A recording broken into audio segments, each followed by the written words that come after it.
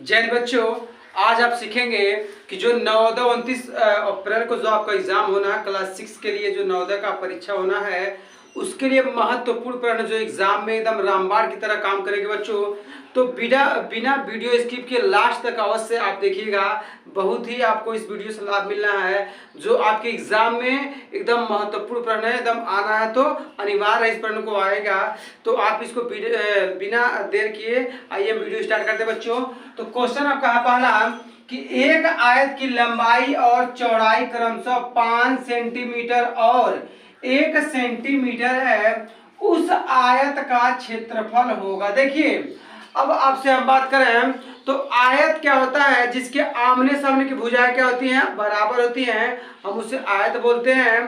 तो आयत एक है आपका, तो मान लीजिए इसको हम हल कर रहे हैं। देखिए नीचे हम हल कर रहे हैं, प्रश्न नंबर पहले का हल कर रहे हैं बच्चों। देखिएगा हम समझ के, तो ये मान लीजिए कोई आयत है, क्या है, आयत है, और कह रहा है कि एक आयत की लंबाई जो दिया गया है 5 सेंटीमीटर, तो लंबाई है, तो लंबाई कितना बच्चों, 5 सेंटीमीटर है। ठीक है, हम 60 ने यूज कर लिए हैं, 5 लंबाई लॉस लंबाई, और चौड़ाई इसका दिया गया बच्चों, तो चौड़ाई दिया गया कितना है, 1 सेंटीमीटर है बच्चों। ठीक है, चलिए, तो एक आयत है और इस आयत की लंबाई दे दिया गया 5 सेंटीमीटर और चौड़ाई दे दिया गया है 1 सेंटीमीटर। तो आपको बताना है इसका क्षेत्रफल क्या होगा। तो हम जानते हैं बच्चों कि आयत का क्षेत्रफल होता है, देखिएगा आयत का क्षेत्रफल का हमको फार्मूला पता है।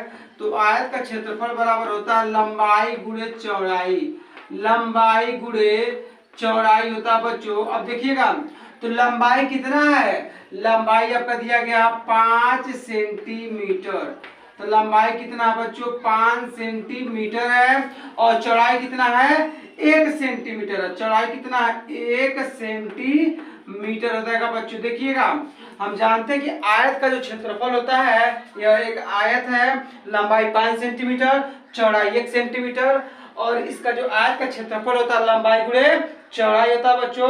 तो लंबाई 5 सेंटीमीटर और चौड़ाई दिया है 1 सेंटीमीटर।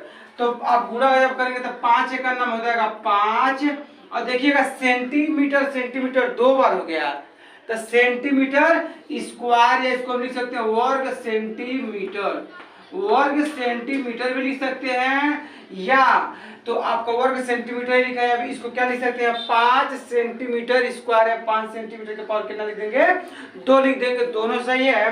तो 5 वर्ग सेंटीमीटर कौन सा ऑप्शन है, ऑप्शन नंबर सी क्या बच्चों करेक्ट है। तो प्रश्न नंबर पहले को फिर समझ लेते हैं कि एक आयत दिया गया, उसकी लंबाई 5 सेंटीमीटर है, चौड़ाई 1 सेंटीमीटर है, उसका क्षेत्रफल बताना हमको। तो हम एक आयत बना लिए, इसका लंबाई 5 सेंटीमीटर है, चौड़ाई 1 सेंटीमीटर है, और हम जानते हैं आयत का क्षेत्रफल होता है बच्चों लंबाई गुणे चौड़ाई। तो लंबाई का मान 5 सेंटीमीटर गुणे चौड़ाई 1 सेंटीमीटर, 5 का नाम 5 वर्ग सेंटीमीटर, क्योंकि सेंटीमीटर 2 बार हो गया था, ये हो जाएगा वर्ग सेंटीमीटर।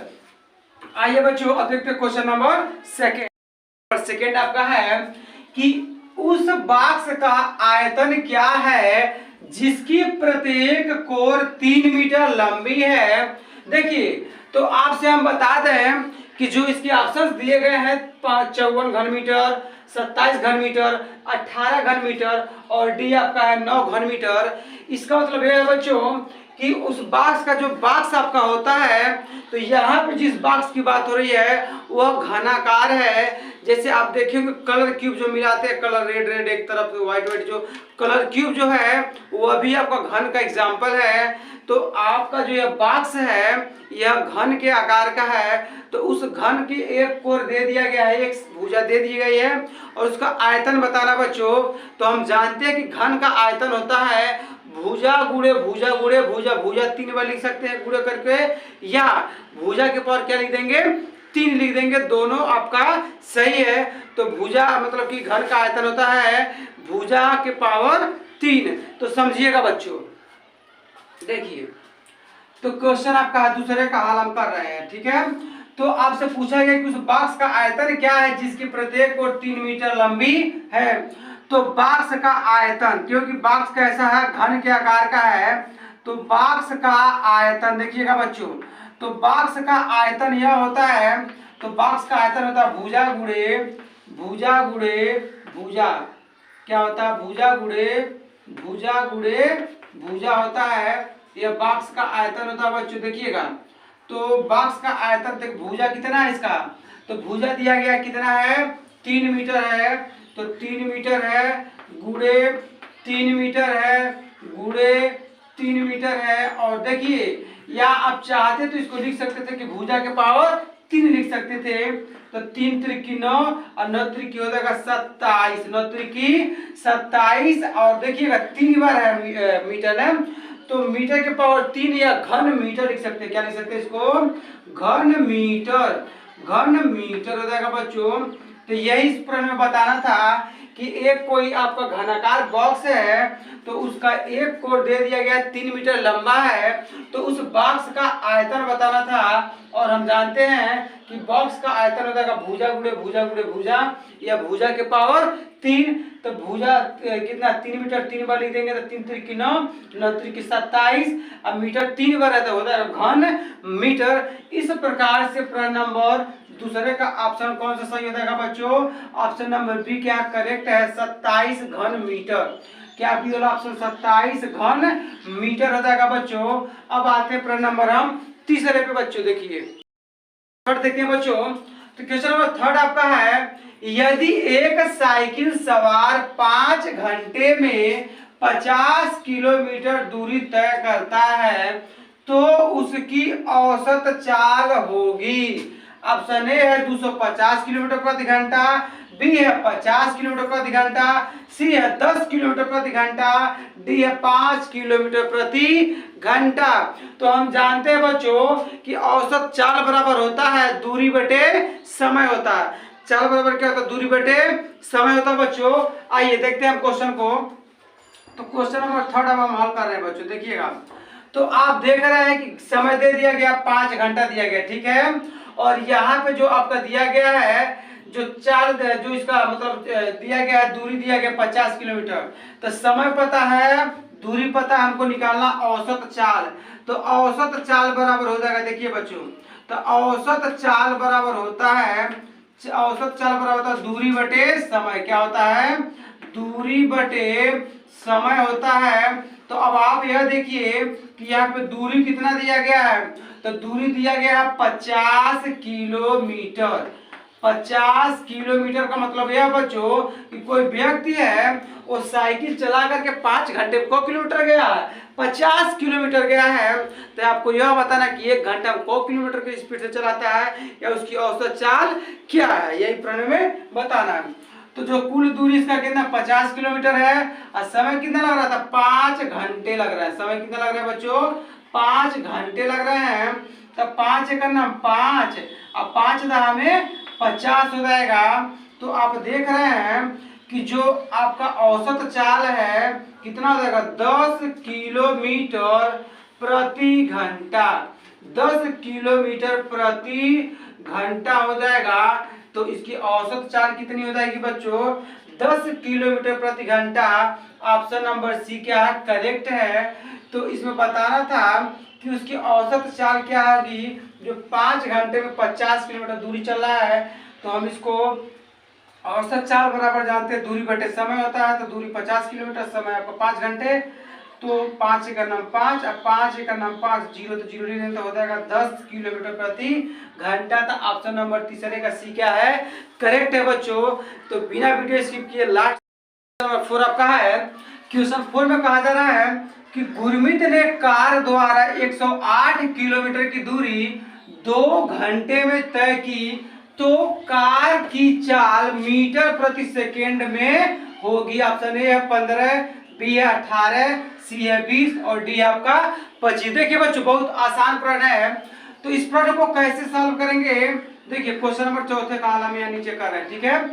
तो उसकी देखिए 108 किलोमीटर की दूरी चला, दूरी पता है, समय पता है 2 घंटे। तो क्या करेंगे हमको निकालना चाल। तो हो जाएगा देखिए चाल बराबर वही फॉर्मूला लगाएंगे फिर से। तो चाल बराबर होता है दूरी बटे समय।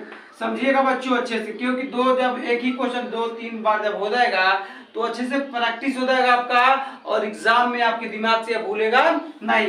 तो चाल बराबर दूरी बटे समय होता है बच्चों। देखिएगा तो दूरी कितना दिया गया, देखिएगा तो दूरी यहाँ पे दिया गया 108 किलोमीटर है, 108 किलोमीटर है। अब देखिए समय कितना लग रहा है, तो 2 घंटे लग रहे हैं, ठीक है, 2 घंटे समय लग रहा है इसको। अब देखिएगा, तो आपका 2 एकड़ नाम 2 और 2 पचे 10 और 2 चौक हो जाएगा 8, मतलब कि 54 किलोमीटर प्रति घंटा। जो इसकी चाल बन रही है, कितनी बन रही है, 54 किलोमीटर प्रति घंटा। तो इसकी औसत जो चाल बन रही है बच्चों, कितना बन रही है, 54 किलोमीटर प्रति घंटा हो गया। तो अब देखिएगा, लेकिन चाल आपको बताना है मीटर प्रति सेकंड में। किसमें बताना है, मीटर प्रति सेकंड में आंसर मांगा है। तो हम करेंगे क्या बच्चों, देखिए ये जो चाल है हम जानते हैं कि यदि जो किलोमीटर प्रति घंटा है, अगर उसको मीटर पर सेकंड में गुणा बदलना है तो 5/18 से गुणा कर लेंगे, तो आपका मीटर पर सेकंड में बदल जाएगा, ठीक है। और अगर मीटर पर सेकंड में है, किलोमीटर प्रति घंटा बदलना तो 18/5 से गुणा करते हैं। तो आपको बदलना मीटर पर सेकंड में, तो गुणा कौन करेंगे 5/18 से बच्चों। देखिए तो चाल आपका है यहाँ पे 54 किलोमीटर प्रति घंटा है, तो 54 किलोमीटर प्रति घंटा है। इसमें हम गुणा कितने से कर देंगे, तो इसमें हम गुणा कर देंगे 5/18 से करेंगे गुणा बच्चों, कितने से करेंगे 5/18 जब गुणा कर देंगे तो चाल बदल जाएगा मीटर प्रति सेकेंड में। किसे बदल जाएगा, मीटर प्रति 18 का नाम 18 54, तो हो जाएगा 3×5 = 15 मीटर प्रति सेकेंड, 15 मीटर प्रति सेकेंड हो जाएगा बच्चों। क्या किया गया है, किलोमीटर प्रति घंटा में था चाल, और जब 5/18 से गुणा कर देंगे तो ये मीटर प्रति सेकेंड में हो जाएगा। इसको कट कर देंगे तो 18 का नाम 18 54, तो 3×5 = 15, नीचे का कोई मतलब है नहीं, वो ऑलरेडी क्या आता है, छिपा रहता है। तो चाल हो जाएगा 15 मीटर प्रति सेकेंड। इस प्रकार से क्वेश्चन नंबर 4 का ऑप्शन कौन सा सही हो जाएगा, तो ऑप्शन नंबर ए क्या बच्चों करेक्ट है। क्वेश्चन नंबर 4 का ऑप्शन नंबर ए क्या है, करेक्ट है, 15 मीटर प्रति सेकेंड। इस प्रकार से क्वेश्चन नंबर 4 आपको सॉल्व करना था। आइए क्वेश्चन नंबर 5 देखते हैं बच्चों।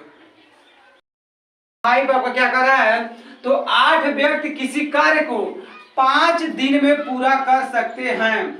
इस कार्य को 10 दिन में पूरा करने के लिए कितने व्यक्तियों की आवश्यकता होगी। ऑप्शन में है 4, 5, 6, 3। तो बहुत आसान प्रश्न है बच्चों। देखिए इसको हम लगाएंगे फार्मूला से। तो देखिए आपका एक फॉर्मेट होता है m1 d1 = m2 d2 बच्चों। तो m1 मतलब कि आदमियों की संख्या, ठीक है, d माने दिनों की संख्या। तो इसी फॉर्मेट पे हम इसको क्या करेंगे, अप्लाई करके मान निकालेंगे इसका। ये देखिए तो आप जानते हैं होता है m1 d1 = m2 d2 होता है m2 d2, मतलब गुणा बीच में छिपा हुआ बच्चों, ये ना कहेगा कि गुणा नहीं छिपा हुआ, बीच में गुणा है, ठीक है।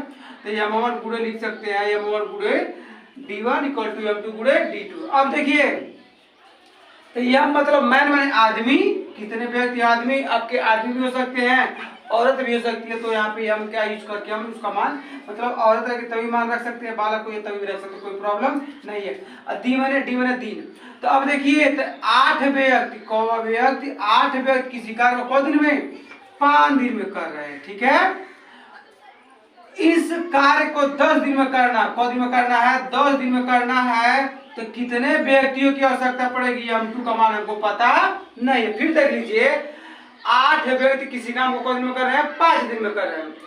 तो कह रहा है कि अगर 10 दिन में उसी काम को करना है तो कौ आदमी लगेंगे, 5 आदमी, 10 दिन, 10 आदमी, 20 आदमी, यही बताना। तो 5 का नाम 5, 5 दूनी 10, 2 का नाम 2 और 2 चौक हो जाएगा बच्चों 8। तो m2 बराबर 4 का नाम 4, तो m2 बराबर हो जाएगा, m2 बराबर हो जाएगा 4। m2 बराबर क्या हो जाएगा 4, मतलब कि कितने आदमी की आवश्यकता पड़ेगी, तो 4 आदमी की आवश्यकता पड़ेगी। अगर 4 आदमी रहेंगे तो 10 दिन में काम क्या हो जाएगा, कंप्लीट हो जाएगा। तो ऑप्शन नंबर ए क्या है बच्चों, करेक्ट है। प्रश्न नंबर 5 में आपको m1 d1 से आप इस फॉर्मेट को, इस क्वेश्चन को हल करना था। एक बार फिर रिपीट कर देते हैं। M1 माने 8 आदमी, D1 माने कितना दिन, तब 5 दिन। M2 माने नहीं पता है, D2 कितना दिन में काम करना, 10 दिन में, तब 5 का नाम 5, 5 दूनी 10, 2 का नाम 2, 2 चौक 8, तो M2 का मान कितना 4, मतलब कितने आदमी, तो 4 आदमी क्या करेंगे 10 दिन में उस काम को पूरा कर लेंगे। इस प्रकार से इस प्रश्न को सॉल्व करना था बच्चों। आइए क्वेश्चन नंबर हम देखते हैं, इसके बाद से 6 नंबर। बच्चों क्वेश्चन नंबर आपका 6 है कि 20 व्यक्ति 4 घंटे में 30 पेड़ काट सकते हैं। यदि 4 व्यक्ति कार्य छोड़कर चले जाएं तो 6 घंटे में कितने पेड़ काटे जाएंगे। ऑप्शन है 32, 33, 35, 36। बहुत आसान है। देखिए पहले कंडीशन में आपके व्यक्ति कितने 20 हैं, लेकिन 4 लोग क्या हो रहे कार छोड़ के चले जा रहे हैं, तो बचेंगे कितना 16। इसका मतलब कि जो M2 का मान होगा कितना आ जाएगा 16 था। ये पहले मान लिख लेते हैं इसका। तो यहाँ पे M1 का जो मान है बच्चों कितना है 20 है। अब देखिए H1 का मान कितना है, तो 4 घंटे है। अब देखिएगा W1 का मान कितना है, मतलब कितना कार्य हो रहा है, कितना पेड़ काटे जा रहे हैं, तो 30 पेड़ काटे जा रहे हैं। अब देखिए अब M2 का मान कितना है, तो M2 का मान देखिए, तो M2 का मान देखिएगा कैसे होगा। 20 व्यक्ति थे और 4 लोग कार छोड़ के चले गए, तो 20 में 4 घटा देंगे कितना हो जाएगा 16 हो जाएंगे। और देखिए H2 मतलब कितना हो जाएगा, तो H2 का मान दिया गया है 6 घंटे। कितने दिया गया है 6 घंटे। और यहाँ पे W2 का हमको मान बताना है कि कितने घंटे कितने पेड़ काटे जाएंगे, कितना कार्य होगा, यही बताना इस प्रश्न में। देखिए तो फार्मूला हम जानते हैं M1 गुणे H1 अपान W1, ठीक है, इक्वल टू M2 गुणे H2 अपान W2।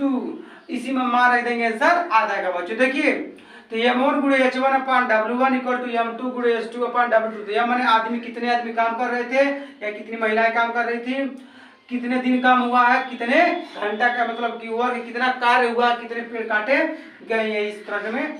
तो आइए तो M1 का मान 20 रख देंगे गुणे H1 का मान कितना है, तो 4 हो जाएगा। W1 का मान कितना बच्चों, तो W1 का मान देखिएगा 30 है, तो रख देंगे हम इक्वल टू M2 का मान कितना है, तो 16 है, गुणे H2 का मान कितना है, तो 6 है, अपान W2 हमको पता नहीं, मान पता करना है। देखिए बच्चों तो अब हम क्या करेंगे, एक जीरो से एक जीरो हम कैंसिल कर दिए, ठीक है। नीचे ऊपर कट हो सकता है और ऊपर ऊपर भी कट हो सकता है, नीचे नीचे भी कट हो सकता है। कब, जब गुणा के रूप में आएगा तब। तो 0 0 कैंसिल कर दिए हम, तो 4 एक नाम 4, 4 चौक को 16 हो जाएगा बच्चों। 2 एक नाम 2 और 2 3 हो जाएगा 6। तो बचा क्या, एक का गुणा से करेंगे तो 1 अब बटे कितना हो जाएगा 3। तो 4 3 12, 12 बटे W2 हो जाएगा। तो W2 का जब 1 से गुणा करेंगे, 3 गुणा कर रहे हैं बच्चों, क्या कर रहे हैं यहाँ पे क्रॉस मल्टीप्लिकेशन या 3 गुणा कर रहे हैं। तो W2 का जब गुणा 1 से करेंगे तो देगा W2 हो जाएगा। और 3 गुणे 12 मतलब कि 12 3 36। तो कितने पेड़ काटे जाएंगे या फिर कितना वर्क होगा, कितना कार्य होगा, तो 36 पेड़ काटे जाएंगे। कब, जब आपके 16 आदमी रहेंगे, 6 घंटे काम करेंगे तब। तो ऑप्शन नंबर कौन सा सही, ऑप्शन नंबर डी क्या है, करेक्ट है बच्चों। क्वेश्चन नंबर 6 का ऑप्शन नंबर डी क्या है, करेक्ट है। इस प्रकार से इस फार्मूला का यूज करके आपको इस क्वेश्चन को सॉल्व करना था बच्चों। आइए देखते हैं क्वेश्चन नंबर हम 7 है कि 2:5 समानुपात 8 अनुपात, यहाँ पे प्रश्नवाचक चिन्ह यही बताना है कि इसके स्थान पे क्या होगा या कौन सा अंक होगा। देखिए तो 20 है, 25 है, 35 है, 40 है, बहुत आसान है। देखिए क्या करेंगे हम, तो इसको हम हल कर रहे हैं, नीचे 7 वाले प्रश्न का हल कर रहे हैं। देखिए बच्चों तो 2:5 है तो हम इसको लिख सकते हैं 2/5। क्या लिख सकते हैं, 2:5 है तो हम इसको लिख सकते हैं 2/5, कोई प्रॉब्लम नहीं है। और समानुपात को हम लिख सकते हैं बराबर का चिन्ह। 2:5 को क्या लिख दिया, 2/5 लिख दिया। समानुपात का मतलब होता है बराबर का चिन्ह भी होता, कोई प्रॉब्लम नहीं है। 8 है तो 8 यहाँ पे हम कर लिए। और यहाँ पे क्या है, प्रश्नवाचक चिन्ह है। क्या है यहाँ पे बच्चों, प्रश्नवाचक चिन्ह है। अब देखिए क्या कहिए, देखिए फिर से एक बार कि 2:5 को लिख दिए 2/5 बराबर, समानुपात के स्थान पर लिख दिए बराबर का चिन्ह, 8 है तो 8 और अनुपात के स्थान पे बटे का चिन्ह और प्रणवाचक चिन्ह तो प्रणवाचक चिन्ह हम ऐसे ही रख दिए। और क्या करेंगे हम, तो तिर्यक गुणा कर लेंगे या फिर यहाँ कट भी कर सकते हैं। 2 का नाम 2 और 2 चौको 8, 2 का नाम 2 और 2 चौको 8, तब बचा क्या 1/5 बराबर 4 बटे नीचे प्रणवाचक चिन्ह है। तो देखिए प्रणवाचक चिन्ह का जब 1 से गुणा करेंगे तब आ जाएगा प्रणवाचक चिन्ह ही आएगा। अब 5 चौको कितना हो जाएगा बच्चों 20 हो जाएगा, 5 चौको 20 हो जाएगा। यही इस प्रश्न में आपको बताना था प्रणवाचक चिन्ह के स्थान पे क्या आएगा। तो प्रश्न नंबर 7वें का ऑप्शन नंबर ए क्या बच्चों करेक्ट है। अब आइए क्वेश्चन नंबर हम 8 देखते हैं कैसे सॉल्व करना बच्चों। क्वेश्चन नंबर 8 आपका है, तो प्रश्न नंबर 8 की जब हम बात करेंगे, देखिए यदि दो संख्याओं का, तो देखिए यदि दो संख्याओं का अनुपात 3:4 है तथा उनका योग दे दिया गया है 420, तो इनमें बड़ी संख्या क्या है यही आपको बताना बच्चों। देखिए तो जब कभी भी अनुपात में आपके संख्या दिए रहे हैं तो हम इसको मान लेंगे, या लिख सकते हैं कि माना दोनों संख्याएं, लिख देंगे माना दोनों संख्याएं क्या है, एक हो जाएगा 3x, दोनों संख्याएं 3x तथा 4x है। माना दोनों संख्याएं 3x तथा 4x है, यही हम क्या करेंगे मान लेंगे, सपोज कर लेंगे बच्चों, ठीक है। अनुपात में जो दिया है तो उसको हम 3x और इसको मान लिया है 4x। अब देखिए जो इसी के टोटल जो होगा जो 420 इसके योग क्या होगा बराबर है, मतलब कि 3x प्लस 4x जब जोड़ेंगे तो कितना हो जाएगा 420 के क्या होगा बराबर होगा। तो 3 और 4 हो जाएगा 7x, कितना हो जाएगा 7x, इधर 420 है बच्चों, तो 7 का नाम 7 हो जाएगा, 7 6 का 42 है, 0 है तो 0 हो जाएगा। देखिएगा तो x का मान कितना आ जाएगा बच्चों, x का मान आ जाएगा 60, कितना आ जाएगा x का मान 60। तो 7 का नाम 7, 7 6 का 42, 0 तो 0 लिख दिया, तो x का मान कितना आ गया 60 ही आ गया। अब इसे पूछा बड़ी संख्या, तो 3x और 4x में आपको जायज सी बात दिख रहा है कि कौन बड़ा, तो 4x बड़ा है। तो बड़ी संख्या देखिएगा मैं साइड में निकाल रहा हूं इसका मान, तो बड़ी संख्या जो है आपका वो कितना बच्चों, तो 4x है। बड़ी संख्या कितना 4x है, तो 4 गुणे और x का मान निकाले यहाँ पर 60, तो हो जाएगा 4 6 के 24 और 0 है तो 0, तो बड़ी संख्या कितना हो जाएगा 240। ऑप्शन नंबर सी क्या है करेक्ट है बच्चों। यही इस प्रश्न में बताना था कि अनुपात दिया गया 3:4 और योग दिया 420, तो हम इसको 3x मान लिए 4x मान लिए, दोनों को जोड़ देंगे 7x, और ये जो 7x से 420 के बराबर होगा तो x का मान 60, तो बड़ी संख्या 4x, 4 गुणे 60 में इसकी 240। इस प्रकार से इस क्वेश्चन को लगाना था। ये क्वेश्चन नंबर हम 9 देखते हैं बच्चों कि 500 रुपए का 4% वार्षिक ब्याज की दर से 2 वर्ष का साधारण ब्याज क्या होगा। देखिए बहुत आसान प्रश्न है बच्चों, ऑप्शन है 10 रुपए, 20 रुपए, 30 रुपए और 40 रुपए। देखिए तो आपको प्रश्न नंबर 9 का हल करना है, हम नीचे हल करके दिखा रहे हैं। देखिए तो आपको साधारण ब्याज का फार्मूला पता है, हम शॉर्टकट भी जानते हैं, PSI इक्वल टू होता है PRT, और अगर हिंदी में लिख रहा है तो लिख सकते हैं साधारण ब्याज बराबर मूलधन गुणे दर गुणे समय बटे 100 लिख सकते हैं। तो हम हिंदी में लिख दे रहा हूं, ठीक है। तो साधारण ब्याज बराबर, देखिए बच्चों, तो साधारण ब्याज बराबर होता है, साधारण ब्याज बराबर मूलधन गुणे दर गुणे, तो मूलधन गुणे दर गुणे समय बटे 100 हो जाएगा बच्चों, ठीक है। तो समय बटे क्या आ जाएगा 100 हम लिख सकते हैं। अब देखिए तो मूलधन, देखिए तो साधारण ब्याज बराबर मूलधन गुणे दर गुणे समय बटे 100, तो साधारण ब्याज जो पैसा जमा करते हैं एक साल में दूसरे में जो आपको ब्याज मिलता है, मूलधन क्या है जो पैसा बैंक में जमा किया है, दर 5% दर पर जो बैंक आपको जिस दर से ब्याज दे रहा है समय जितने दिन के लिए आप जमा किए हैं। तो देखिएगा यहाँ मूलधन क्या है 500 रुपया आपका मूलधन है बच्चों। अब देखिएगा दर कितना है, तो 4% है, समय कितना है 2 वर्ष है, बटे कितना है 100 है। तो 2 0 2 0 क्या हो जाएगा, कैंसिल हो जाएगा। तो यहाँ पे हो जाएगा 5 चौको 20, बचा क्या देखिए 5 बचा है, गुणे 4 गुणे 2, तो 5 चौको 20 और 20 दूनी 40 रुपया क्या हो जाएगा आपका साधारण ब्याज हो जाएगा। तो ऑप्शन नंबर 9 का कौन सा सही हो जाएगा बच्चों, ऑप्शन नंबर डी क्या है, करेक्ट है। इस प्रकार से प्रश्न नंबर 9 को आपको सॉल्व करना था। आइए क्वेश्चन नंबर 10 देखते हैं बच्चों। तो क्वेश्चन नंबर 10 देखते देखिए आपका है। क्वेश्चन नंबर 10 में कहा जा रहा है कि एक सीलिंग फैन मतलब जो छत में चलता है उसको सीलिंग फैन बोलते हैं, ठीक है। तो एक सीलिंग फैन को 750 में खरीद कर 18% लाभ पर बेचा जाता है, तो विक्रय मूल्य ज्ञात कीजिए। ए है 850, बी 885, सी 860 और डी है 855। तो प्रश्न नंबर 10 देखिए बच्चों, हम हल कर रहे हैं। यहाँ पे बहुत आसान प्रश्न है। तो हम देखिए जो हम खरीद के लाते हैं जितने रुपए वो हमारे लिए क्रय मूल्य है, और जितने रुपए में बेचते हो क्या हमारे लिए विक्रय मूल्य है। अगर मान लीजिए कम में खरीद के लाए ज्यादा में बेचे तो लाभ होगा, ज्यादा में खरीद के लाए कम में बेचे तो हानि होगा। यही कंसेप्ट है। देखिए बच्चों, तो यहाँ पे देख रहे हैं कि इसको क्रय मूल्य दे दिया गया, सॉरी सीलिंग फैन को इतने रुपए में खरीद कर, ठीक है। तो क्रय मूल्य दे दिया गया। देखिए क्रय से क्रय और मूल्य से मूल्य, तो क्रय मूल्य कितना दिया बच्चों, तो 750 दिया है। अच्छे से समझने का प्रयास करिए आप लोग। अब देखिए तो 18% लाभ पर बेच रहा है, तो विक्रय मूल्य क्या होगा देखिए। तो 750 का क्या करेंगे हम 18% निकालेंगे बच्चों, क्या करेंगे 750 का 18% निकालेंगे। तो 18 और प्रतिशत का मतलब होता है बच्चों 1/100 होता है। क्या होता है 1/100 होता है।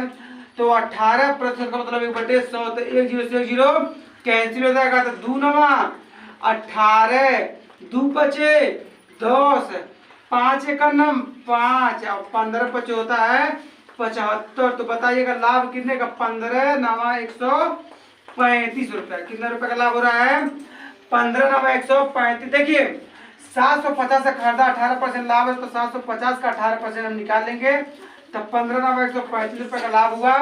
तो अब बेचेगा कितने में, तो विक्रय मूल्य बराबर होता है बच्चों, विक्रय मूल्य बराबर होता है लाभ, क्रय मूल्य प्लस लाभ, क्रय मूल्य प्लस लाभ होता है। तो अब देखिएगा तो खरीदा कितने में था 750 रुपए में, कितना खरीदा है 750 में खरीदा है, और लाभ इसको हो गया 135 रुपए का। फिर देखिए 750 में खरीदा है और लाभ हो रहा है कितने का 135 रुपए का। तो लाभ यहाँ चाहे तो आप निकाल लिख सकते हैं। तो लाभ कितने रुपए का हुआ, इसको 135 का हुआ है। तो जोड़ लेंगे तो 5 में 0 जोड़ेंगे 5 हो जाएगा, 5 3 8 हो जाएगा, 7 1 8 हो जाएगा। तो 885 रुपए में क्या करेगा, इसको बेचेगा। तो ऑप्शन नंबर क्या बी वाला करेक्ट है बच्चों। इसको फिर समझ लेते हैं। 750 में खरीद के लाया है और 18% पे उसको लाभ पे बेच रहा है। तो 750 का हम 18% निकालेंगे बच्चों, तो आएगा 135। तो विक्रय मूल्य होता क्या है, क्रय मूल्य प्लस लाभ। तो क्रय मूल्य में लाभ जोड़ देंगे, तो जो टोटल मान आपका आ रहा है 885 रुपये आ रहा है। इस प्रकार से यह जो वीडियो मेरा था कंप्लीट हो गया। अगर वीडियो अच्छा तो फिर लाइक करिए, सब्सक्राइब करिए। Thank you for watching this video, और वीडियो को शेयर भी करिए। Once again thank you.